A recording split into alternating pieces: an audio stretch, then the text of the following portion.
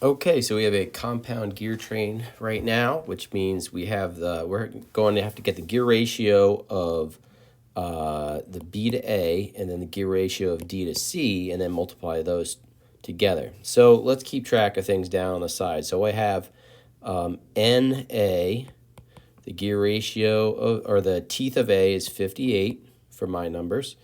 NB, woo, went crazy. NB is 20.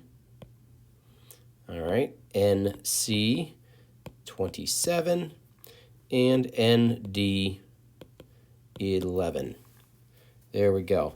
Okay, so gear ratio in decimal form. So we're going to do it's always output to input, always. So N output over N input, and the input is going to be A to start with, and the output is B, and then input C, output D. So we have output, so NB divided by NA, and that gear ratio will be multiplied by ND divided by NC.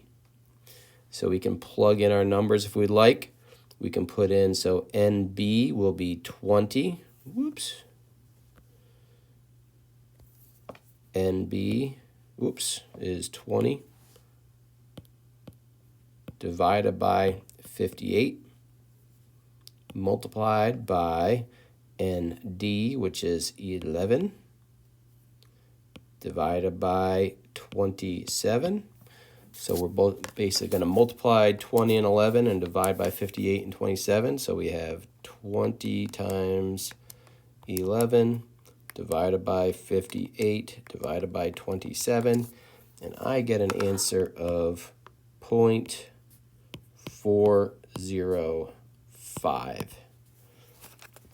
And there we go. That's our final answer. Yours will be different with your numbers, but it'll be the same steps.